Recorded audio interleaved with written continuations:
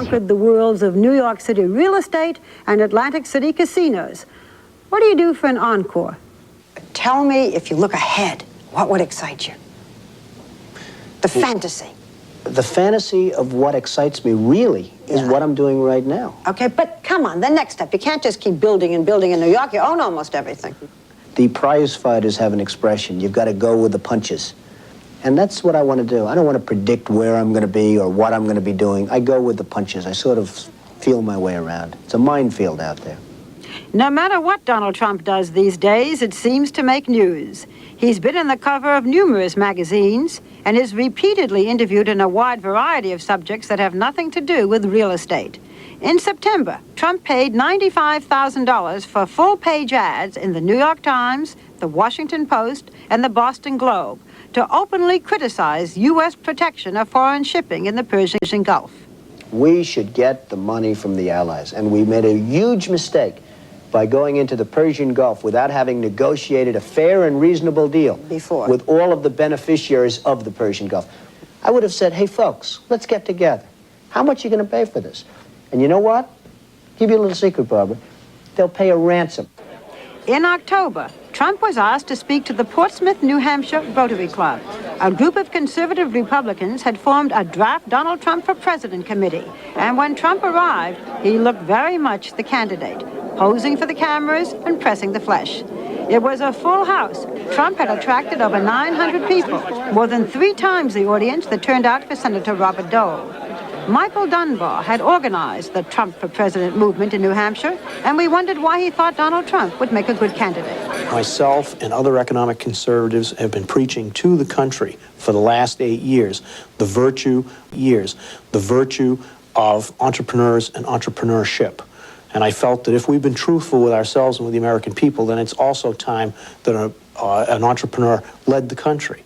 But does Donald Trump want to be president? I'm not here today because I'm running for the presidency. I'm here because I'm personally tired of seeing this great country of ours being ripped off. But as far as Trump is concerned, our allies are only part of the problem. The real culprit is Iran. Why couldn't we go in and take over some of their oil, which is along the sea? How would you do that? Would you send in the Marines? Would you take a chance in a war? Let them have Iran. You take their oil.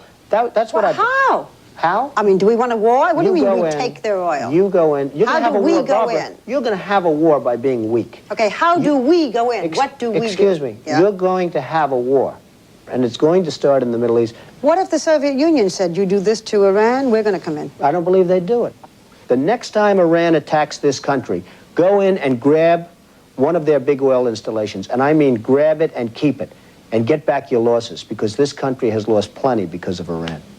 Donald Trump seems to have the Clint Eastwood approach to foreign policy.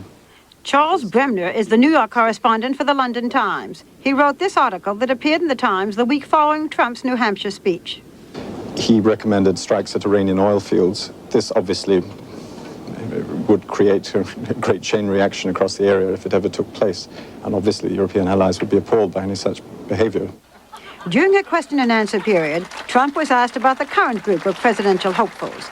Although he declined to endorse any one candidate, he particularly criticized Congresswoman Patricia Schroeder, who had dropped out of the race. I mean, I saw somebody, and it doesn't make any difference who, but I saw somebody in tears not so long ago who hadn't lost anything. A potential candidate. We need strength. I mean, you think Gorbachev is tough. Think of this character, Khomeini. I mean, this son of a bitch is something like nobody's ever seen. After the luncheon, Trump met with the local press, who were anxious to question him about his political plans. Although he is currently registered as a Republican, his family has a long history of financial support for Democratic candidates in New York. That may explain why in November, Trump was asked to be the host and speaker at a fundraising dinner for Democratic congressional candidates. Trump declined the invitation and insists he has no plans to run for anything. Mrs. Trump, deep down, do you think that your husband would like to be president? I don't think for now, at least not in the near future. He's going to be doing the same for another 10 years. He's going to be only 51-year-old man. And how many tall buildings you can build, and how many of the casinos you can own, And he's going to definitely look for something or some other business or another things for him to do. You don't want to be president, you say. People are talking about young Donald Trump for president. You say no, not now, right? That's correct. Okay. Your wife says maybe in 10 years. Oh, I'm glad she speaks for me. I mean, What do you think? I'll have to consult with my wife. If you could be appointed president and didn't have to run, would you like to be president? Well, wouldn't that be an interesting concept? I mean, wouldn't that be nice if you didn't have to run? I mean, I think a lot of people would like that. Would you? Would I like it? Yeah. I don't know, interestingly. You know, part of the enjoyment of something and part of the whole thing is the battle. If you could be appointed, I'm not sure that would be the same Wouldn't ballgame. be the fun for you. The seeking, it's the quest that really, I believe, it's the hunt that I believe that I love. The hunt that he loves, he tells it like it is. He does. What do you think of him? Well, I've found in talking to him that he wastes no time on small talk, and he has no false modesty. He reminds me of something that Frank Lloyd Wright, the great architect, said to me one time. He said, years ago I had to choose between honest arrogance and hypocritical humility, and I chose honest arrogance. And maybe it's not too harsh to say Donald did that. You know what else, Hugh? He teases himself. He is aware of how he gets his way. We were at the same luncheon this week that was given by the State Department for General Secretary Gorbachev, and I saw Trump there, and you know, if let's say that I'm Gorbachev, in order to say hello, you've got your back to the cameras, which are out here. He said, you know what I did? I maneuvered Gorbachev around so that we were standing side by side. And the result is this UPI picture, which was on the front page of some of the newspapers. And there is Donald Trump telling Gorbachev what to do. And you see his face. He's a fascinating guy.